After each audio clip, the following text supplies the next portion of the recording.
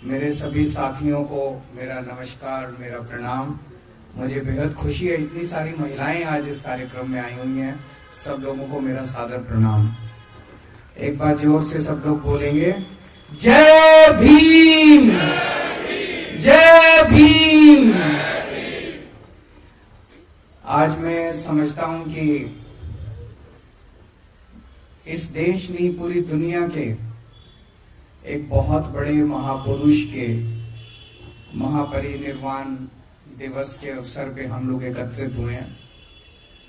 हम पूरे दिल से उनको अपनी श्रद्धांजलि अर्पित करते हैं और उनसे हर कदम पे हमें गाइड करें, ऐसा उनसे हम आशीर्वाद मांगते हैं। मैं उन्हें महापुरुष क्यों कह रहा हूं? मैं उनके जीवन के कुछ किस्से आप लोगों को सुनाना चाहूंगा।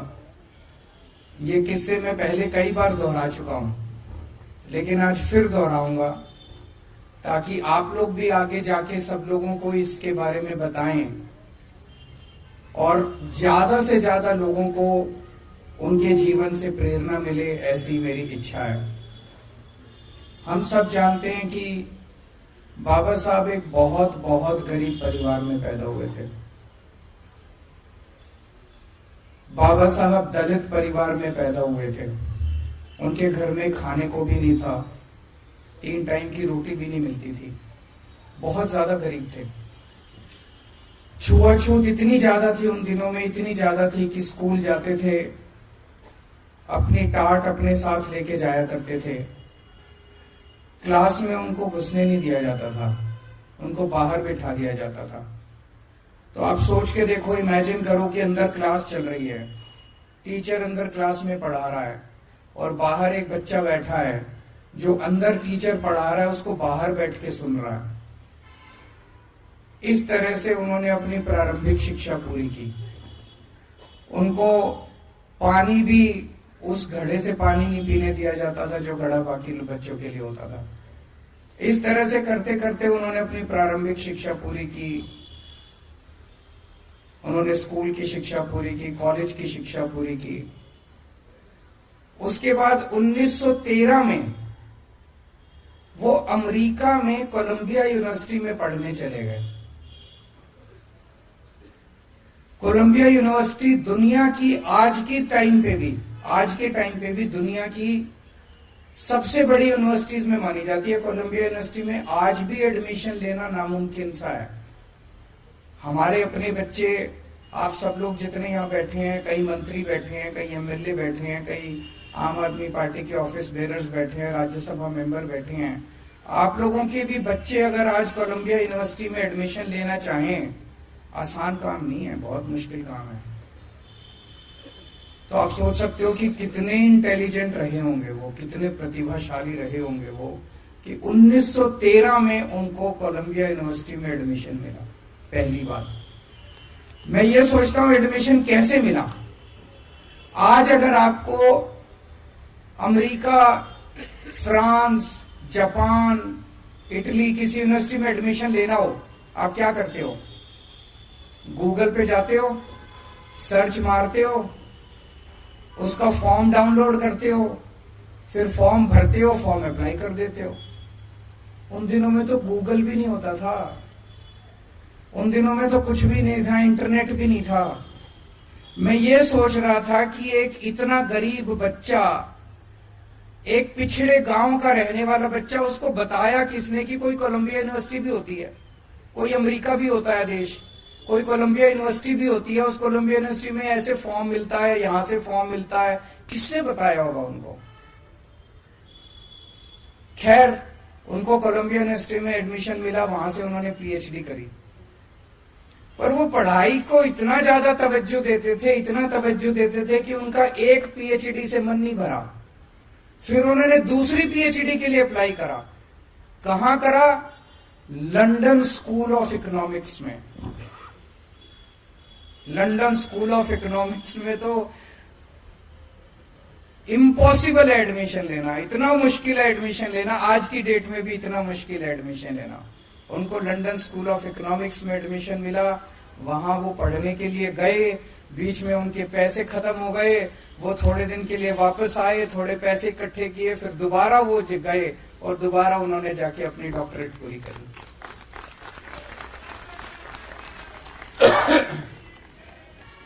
उन्होंने बहुत ज्यादा शिक्षा को महत्व दिया, बहुत ज्यादा। मैं तो कई बार ये सोचता हूं कि वो टाइम के पहले, हमारे देश का दुर्भाग्य है कि टाइम के पहले हम लोगों को छोड़ के चले गए। अगर 10 साल और रह जाते, वो 15 साल और रह जाते, मैं समझता हूं कि अपने जीते जी वो देश के सारे सरकारी स्कूल ठीक कर जाते। आज 75 साल हो गए देश को, 75 साल में इन सारे लोगों ने मिलकर देश के सरकारी स्कूलों का बेड़ा गर्क कर दिया। इन लोगों ने, शिक्षा इनके एजेंडा में ही नहीं है। कोई पार्टी नहीं चाहती कि देश के बच्चों को, गरीब बच्चों को शिक्षा मिले। अकेला वो शख्स, मैं उठा के देखता हूं इतिहास, पूरे इतिहास में आजादी ने बहुत बड़े बड़े सूरमा पैदा किए, अकेला वो शख्स है जिसने शिक्षा को महत्व दिया, और किसी ने शिक्षा के बारे में बात नहीं करी, क्योंकि उसने भुगता था, उस शख्स ने भुगता था, उसने उस गरीबी से निकल के और उसने इतनी अच्छी शिक्षा प्राप्त की थी। आज भी आप देख लो, इन सारी पार्टियों ने हमारा सारा एजेंडा चोरी कर लिया। सबसे पहले तो हम ही थे, हम जाके कहते थे केजरीवाल की गारंटी, केजरीवाल की गारंटी, कहते थे कि नहीं कहते थे? अब ये वाले भी कह रहे हैं गारंटी, वो वाले भी कह रहे हैं गारंटी।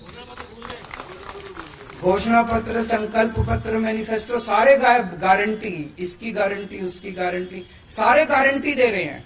सारे फ्री बिजली की बात कर रहे हैं, सारे फ्री इसकी बात कर रहे हैं, उसकी। शिक्षा की बात आज भी कोई नहीं कर रहा। शिक्षा की गारंटी केवल और केवल आम आदमी पार्टी दे सकती है। क्यों? हम बाबा साहब अम्बेडकर के चेले हैं।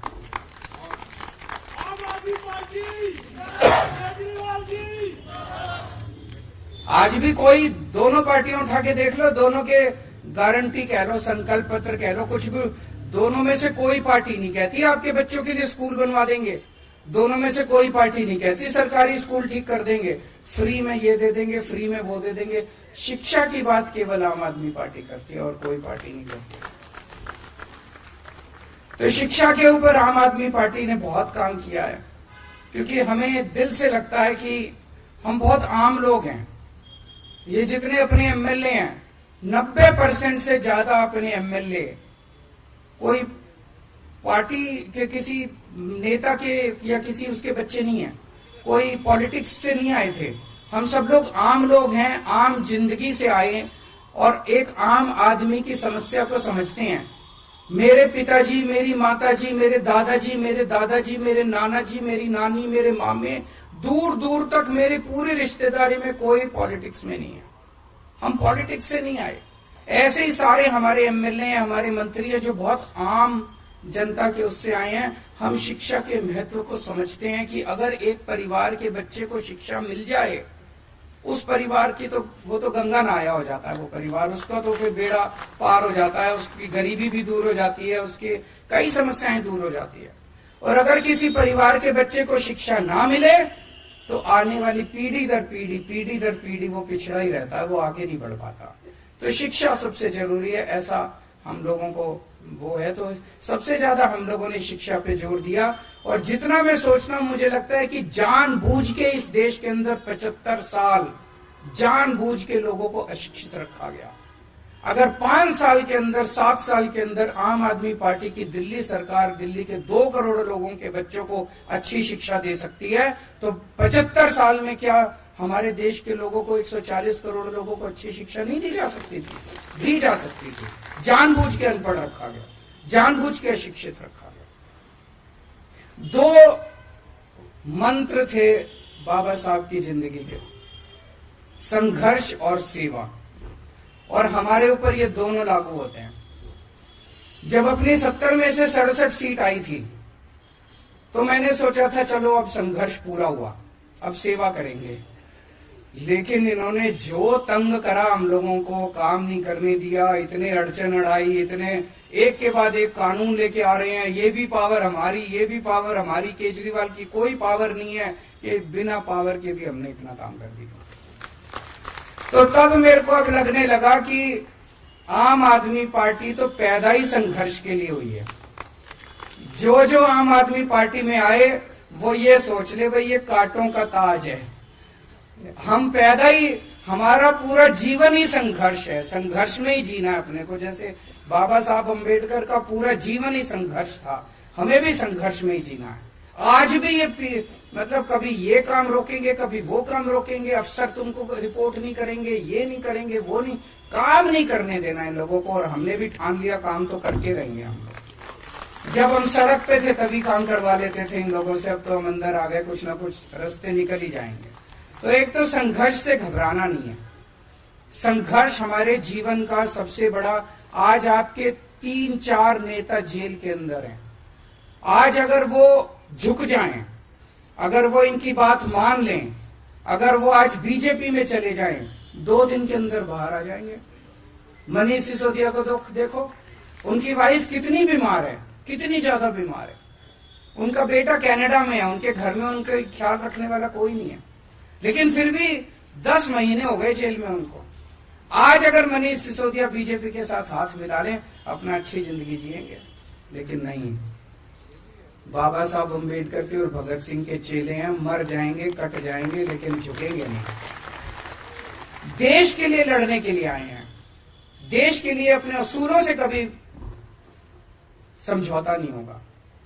बाबा साहब अम्बेडकर की भी जिंदगी आप पढ़ो, कितने ऐसे मौके आए जब उनको कहा गया समझौता कर लो, इस चीज में समझौता कर लो, उस चीज में है ना, कि कितने सारे ऐसे मौके आए, कभी समझौता नहीं किया उन्होंने किसी चीज पे समझौता। हमें भी समझौता नहीं करना, देश के साथ समझौता नहीं होगा, मुल्क के साथ समझौता नहीं होगा, जनता के लिए दूसरी चीज सेवा।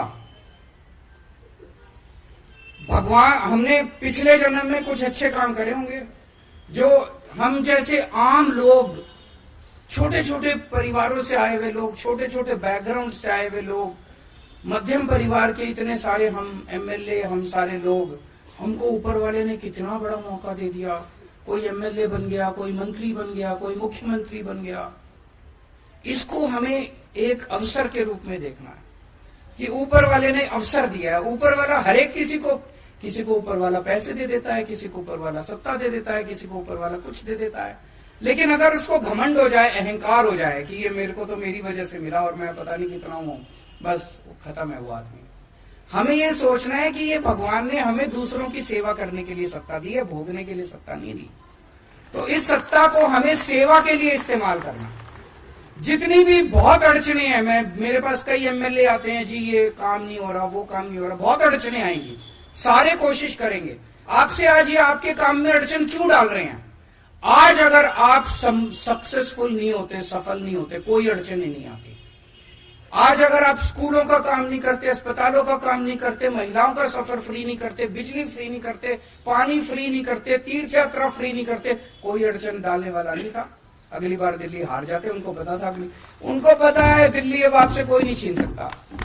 दिल्ली के लोग आपसे बहुत प्यार करते हैं, दिल्ली के लोग आपको छोड़ने वाले नहीं है, इसीलिए वो छीनने के लिए अड़चन तो डालेंगे। जितनी अड़चन डाल रहे हैं उतना आपको खुश होना चाहिए कि हम सफल हो रहे हैं, और उनकी नींद हराम कर रखी है, इसीलिए वो अड़चन डाल रहे हैं।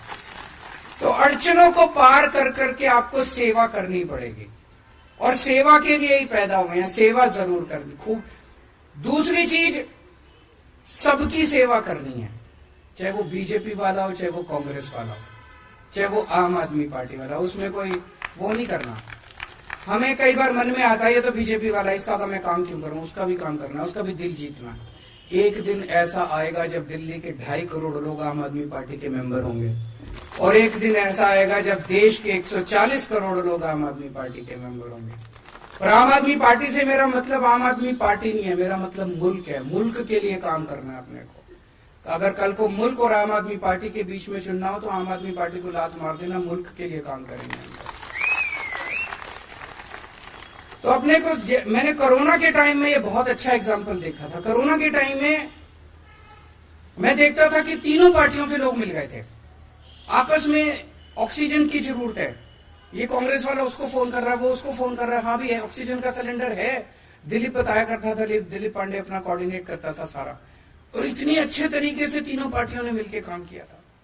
वो स्पिरिट अपने को रखनी है। हमको दुश्मन थोड़ी है एक दूसरे के, एक ही तो मुल्क के लोग हैं। पता नहीं क्यों इतना जहर भर लिया हम लोगों ने आपस में एक दूसरे के दिल। तो सबका काम करना है, सबकी सेवा करनी है। आज हम दिल्ली के अंदर जो काम कर रहे हैं, बच्चों को अच्छी शिक्षा दी, हमारे पास क्या है? हमारे पास तो कुछ भी नहीं है। अक्कड़ लोग हैं, ना पैसे अपने पास, ना आदमी अपने पास, बस लोगों का आशीर्वाद है। जो 18 लाख बच्चे सरकारी स्कूलों में पढ़ते हैं, आज हर एक का माँ बाप मानता है कि यार इन्होंने मेरे बच्चों का भविष्य तो बना दिया। उन 18 लाख बच्चों के माँ बाप का आशीर्वाद हमारे साथ है। आज जो करोड़ों लोगों का हमने मोहल्ला क्लिनिक में इलाज कराया, करोड़ों लोगों का अस्पतालों में इलाज कराया, अगर किसी का एक्सीडेंट हो जाए तो उसका मुफ्त में इलाज होता है। वो कुछ तो आशीर्वाद शीश देके जाता होगा ना। उनके आशीर्वाद हमारे साथ हैं, यही हमारी संपत्ति है। तो सेवा करनी है, संघर्ष करते रहना पड़ेगा, पूरी जिंदगी संघर्ष करना पड़ेगा। हताश मत होना, डरना मत। और आज बाबा साहब अंबेडकर के महापरिनिर्वाण दिवस के अवसर पे ये अपने अपने मन में कसम खा के जाओ कि उसी रास्ते पर पूरा जीवन उनका संघर्ष ही तो था। आखिरी दम तक संघर्ष कर रहे थे वो। कितने किस्म किस्म के संघर्ष किए उन्होंने, राजनीतिक लेवल पे, सामाजिक लेवल पे, हर स्तर पे उन्होंने संघर्ष किया। जीवन ही संघर्ष है।